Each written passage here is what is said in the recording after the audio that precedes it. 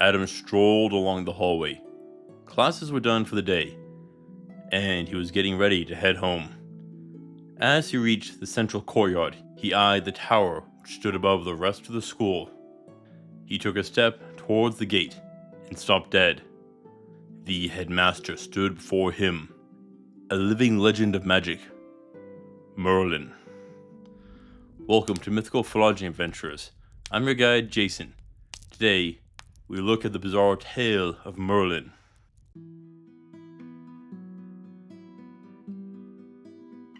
Take a moment and think. When you think wizard, what do you see?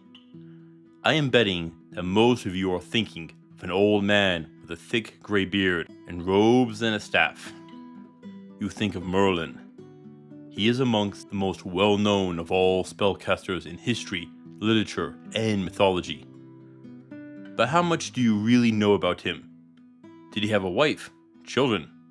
What was even his full name? The writings are complicated here, being written by many people over centuries and from different countries too. And they don't always agree with each other. Not to mention, there are several manuscripts which are lost and damaged. Most of his early writings come from Geoffrey of Monmouth, a 12th century cleric and writer, then expanded by others, including Robert de Boron. The inspiration comes from two wealth prophets, Merlin and Ambrosius, from around the 9th century, with earlier mentions too.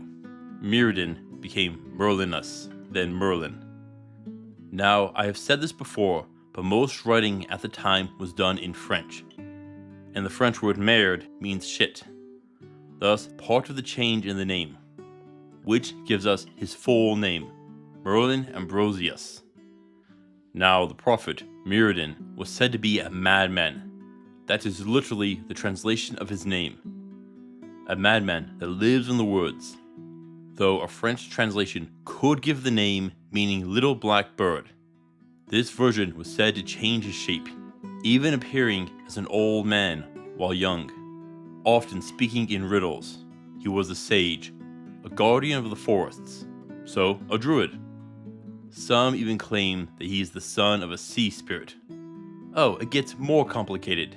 In the writings from the 6th century, there was also a Merlin, who was a bard that was driven mad by the horrors of war and fled into the woods. Eventually, Saint Mungo would come and heal his mind, and Merlin would bestow his knowledge and prophecies to the saint. And then we go to Geoff's writings, where Merlin is the child of a virgin and an incubus demon. The term for such a person is Cambion. Oh, but in the Vulgate cycle, a later version goes so far as to say that Merlin is the son of the devil, born to be the Antichrist. I guess that if your father is Satan and you're a rebel child, you join the forces of good. Well, mostly good. Alright, he's not that bad. His mother's name is listed as Adhan, daughter of King Conan, king of Dyfed. And there is some disagreement on this part. In this version, he was born hairy, but wise and could speak. And his mother would go on to say that he was a child born without a father. This comes into play in a few years. Vortigern, king of the Britons at the time, was trying to build a tower at Dinas Emrys. Well, he built it, and it fell down. So he built another one, and that fell down. And there might have been more towers that all fell down. Eventually, the king called on his advisors, who said that if the blood of a fatherless child would be sprinkled on the ground, it would settle things. And guess who was the only child with no father nearby? Yep, they went and brought Merlin with the intent of killing the child. But our wise child revealed something to the king. Beneath them was an underground lake where a red dragon and a white dragon battled it out. The white dragon represented the invading Saxons, and the red dragon being the native Celtic Britons. In time, Merlin would bring stones up from Ireland to create Stonehenge as a tomb. And now we get to the real messed up stuff. King Uther Pendragon was smitten with a woman named Igrena. And there was a slight problem. She was married. Not to just some random guy, but to King Uther's mortal enemy, Gorlois. And guess what our sorcerer does? He uses his magic to change King Uther's looks so that he can sneak into Tintagel Castle and seduce Igrena. And she thinks she's sleeping with her husband. And from this union came the legendary King Arthur Pendragon himself. Now, this same feat does come from Greek mythology, where Zeus used the same trick to sleep with Alcmene to father Heracles. And there are more similarities between Heracles and King Arthur, including them both taking a quest to slay a powerful boar. In the earliest versions, this is the end of Merlin's shenanigans, and he disappears. He would live as a wild man and took a wife, Gwendolena. But in others, his actions continue. The writings of Robert de Boron, a Frenchman, aren't the original, but his translations from an English version, which has mostly been destroyed. Only a few surviving lines from the original. This is where Merlin was meant to be the Antichrist. This plot was meant to prevent the salvation of the souls in hell, called the Harrowing of Hell. But a priest named Blaise intervened, who baptized the newborn Merlin before his first sunset. His demonic heritage gave him the power to speak knowledge of history, nature, and magic, but God would then add the power of prophecy. Here, Merlin would help secret Prince Arthur away after his birth, and then we get the fabled stone in the sword. Now, I'm sure some of you will say that it was Excalibur which was the stone in the sword, and others Caliburn. In the earlier versions, it was Caliburn which was placed into the anvil set on the stone, and would eventually break. Then King Arthur would receive Excalibur from the Lady of the Lake. But in the version Morte d'Arthur, that is where the two swords are combined. Merlin would guide and aid Arthur, sometimes openly and others in secret, depending on which writings you are reading. And he is loyal to Arthur, save one moment. You see, Merlin is a bit of a womanizer. Hey, child of an incubus, what do you expect? The only recorded instance of Merlin ever lying to Arthur was regarding Morgan Le Fay, Arthur's half-sister, some of the time. I told you, many different writers from different countries over centuries, and they don't agree on canon. In most writings, Morgan isn't initially antagonistic to Arthur, but an ally and supportive. And Merlin makes advances on her, which she does reject. We do know he had a daughter though, went by the Lady of the High Peak, Mount Dolorous, and she would aid the knight Percival in his quest for the Holy Grail, a quest which Merlin sets off. It is said that Merlin could not die until the Holy Grail was claimed. But after Arthur's death, he vanished from the world. He also made advances on Vivian, the Lady of the Lake, also called Nimue.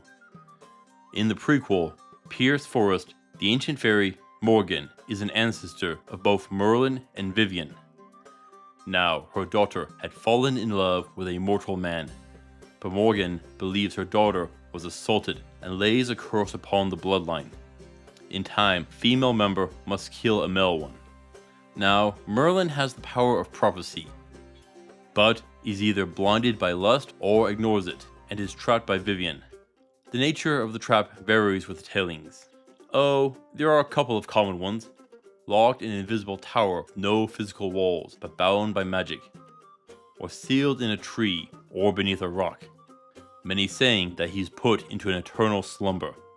There are many quests sent out to find him, but his tomb is filled with many dangerous traps, the likes of which you find in many dungeons. And the Lady of the Lake sneaks down there to taunt and mock her prisoner. But her groomed lover, Meliadus the Younger, is sent down to collect Merlin's prophecies. Oh, that story gets messed up.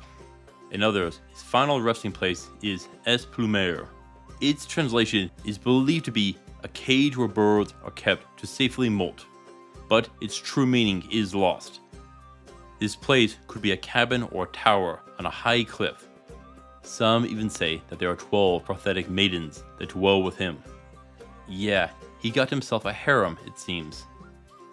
Now, the idea of a cage that holds a bird while it molts is more interesting than you might think. Merlin is often associated with songbirds, but remember his relation with King Arthur. Most tales of him claim that King Arthur achieved immortality, was set to return someday. He is the once and future king. So, a safe place for a bird to molt. That sounds like a place where Merlin can remain and wait for Arthur's return. Merlin had several other students beside Morgan Le Fay and the Lady of the Lake. This includes Seville and 2 more witches and the Lady of the Isle of Avalon.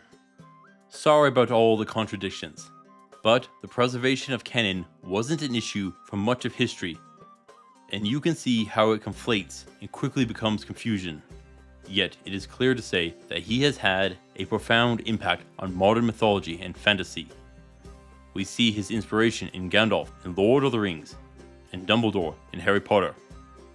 But it could be possible that part of Merlin's inspiration is from Odin in Norse mythology.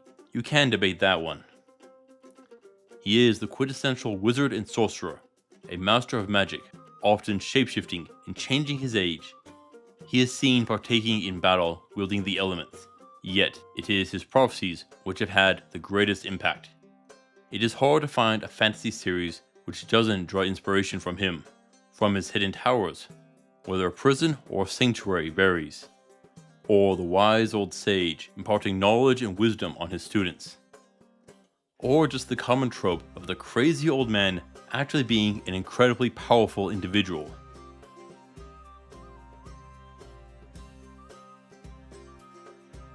Do you think that a swallow could carry a coconut? Adam was startled by the old man's question. It was lunacy! All he could do was look back in confusion.